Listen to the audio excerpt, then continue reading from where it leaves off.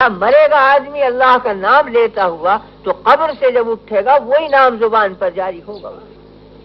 وہ یہی سمجھے گا کہ میں در حقیقت موت میں ہوں اور اللہ کا نام لے رہا ہوں. بعد میں پتا چلے گا کہ یہ تو میدان محشر. عادت جب پڑتی ہے آدمی کو تو غیر ارادی طور پر وہ جاری ہو جاتی ہے چیز. امام غزالی نے لکھا ہے کہ ہر عبادت ابتدا میں ریاکاری ہوتی ہے، دکھلاوا ہوتا ہے، بعد میں عادت بنتی ہے، اخیر میں جا کے عبادت بنتی ہے. اور حدیث سے استدلال کیا ہے کہ حدیث میں فرمایا گیا کہ مروا صبیانکم بالصلاۃ اذا بلغوا 7 واضربوہم اذا بلغوا 10. بچہ جب 7 برس کا ہو تو نماز کی تاکید کرو، اپنی ساتھ لاؤ مسجد میں. اگر نہیں مانتا اور 10 برس کا ہو جائے تو مار کر نماز پڑھاؤ.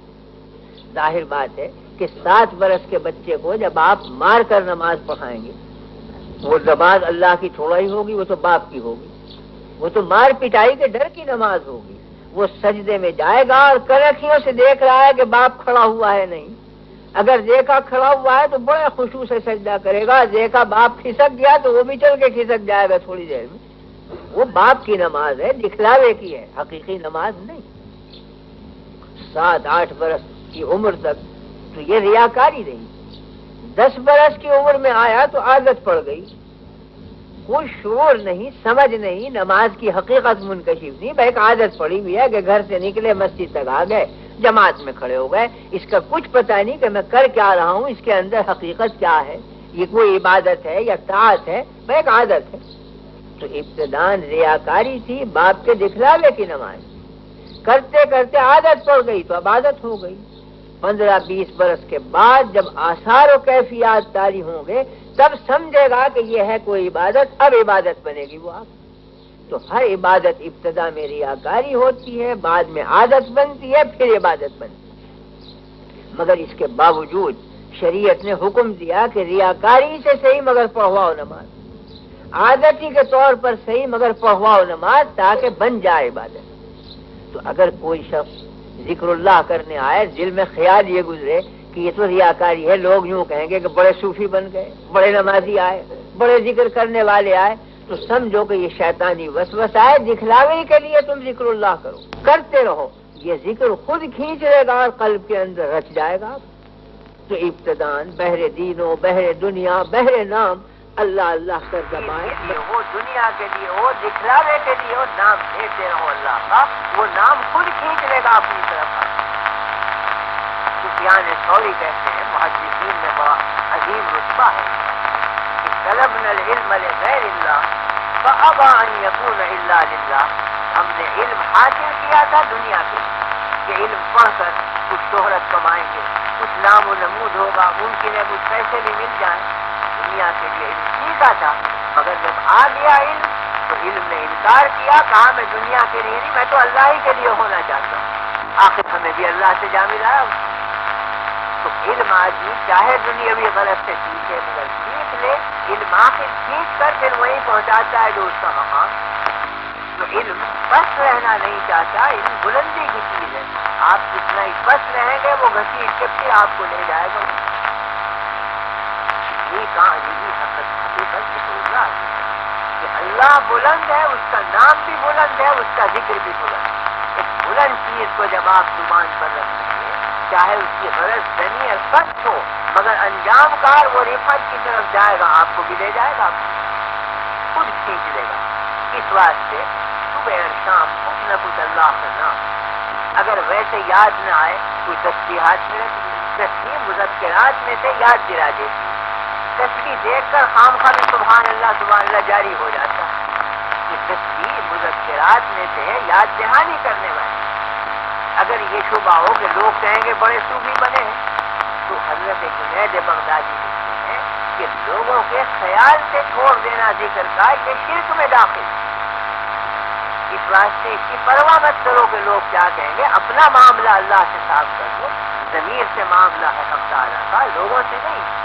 آپ جب اپنے قلب میں خالص اللہ کے لیے ذکر کر رہے ہیں تو یہ وسوسہ اگر آئے کہ میں دکھلاوے کے لیے کر رہا ہوں، یہ شیطان کی طرف بلاحول پڑ گئے، اپنے کام میں لگی، کوئی ملامت کرے کرنے دی.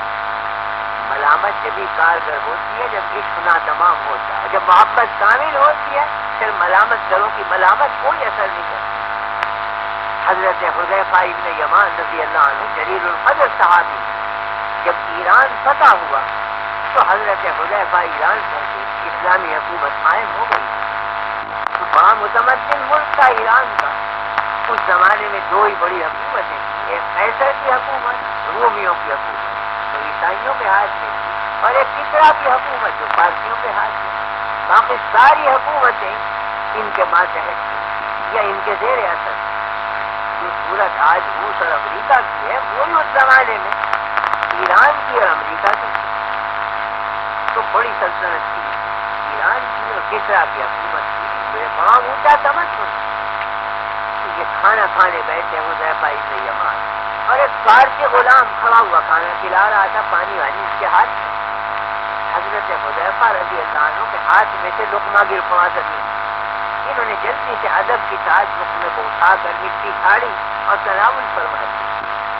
ایرانی غلام نے کہا کہ یہ آپ نے کیا کیا؟ یہ ملک تو بڑا مہذب ملک ہے، یہاں تحریر کے خلاف ہے یہ بات. لوگ کہیں گے بڑے حریص ہیں، ایک ایک لقمے کے اوپر جان دیتے ہیں، مٹی تک ڈھال کے کھا گئے لقمے کی. یہ ہند کی دلیل ہے تو ایسا نہ کیجیے، یہ تمدن والوں کا ملک. حضرت حذیفہ نے کیا جواب دیا؟ فرمایا اترک سنت حبیبی لہؤلاء الحمق، کیا میں اپنے حبیب پاک کی سنت چھوڑ دوں ان احمقوں کی بدولت؟ وہ اس درجہ وہ سنت عزیز اور محبوب تھی کہ فارسیوں کا پورا ملک اتنا عزیز نہیں تھا، پوری تہذیب و تمدن اتنا عزیز نہیں تھا جتنی ایک سنت عزیز. جب محبت کامل ہوتی ہے تو ملامت کر کی ملامت اثر نہیں کرتی. ملامت سے منفعل ہونا جبھی ہوتا ہے جب اندر اپنے خامی ہوتی ہے. اس واسطے خامی کو رفع کیجیے، اور خامی رفع ہونے کی یہی صورت ہے کہ ذکر اللہ ریاض حق کی عادت پڑ جائے. جب 24 گھنٹے اللہ کا نام دل اور زبان سے ہوگا، محبت اور معرفت پہنچ جائے گی. پھر ملامت کرنے والے ہزار ملامت کریں گے، کوئی اثر نہیں ہوگا. ان پر ہنسی آئے گی کہ یہ احمق ہے، روک رہے ہیں اس چیز سے. آپ خود منفعل اور شرمندہ نہیں ہو گئے. تو بہرحال یہ حدیث بتلاتی ہے کہ زندگی حقیقت میں ذکر اللہ کا نام ہے، اور جب کائنات اور جمادات اور نباتات کی زندگی اس سے ہے تو انسان کی زندگی کیوں نہیں ہوگی اس سے؟ سب سے زیادہ ذاکر انسان کو رہنا چاہیے، تبھی وہ زندہ ہوگا، زندہ جاوید بن جائے. بس مولانا کی تعمیر حکم کے لیے یہ چند کلمے میں نے عرض کر دیے. اس حدیث کی طرح سے دعا فرمائیے اللہ تعالی ہم کو یاد الہی اور ذکر حق کی توفیق عطا فرمائے.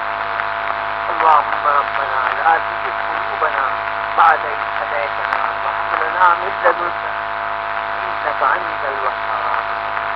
اللهم متعنا بأسماعنا وأبصارنا وقوتنا ما أحييتنا واجعل ثارنا على من ظلمنا ولا تجعل مصيبتنا في ديننا ولا تجعل الدنيا أكبر همنا ولا مبلغ علمنا ولا غاية رغبتنا.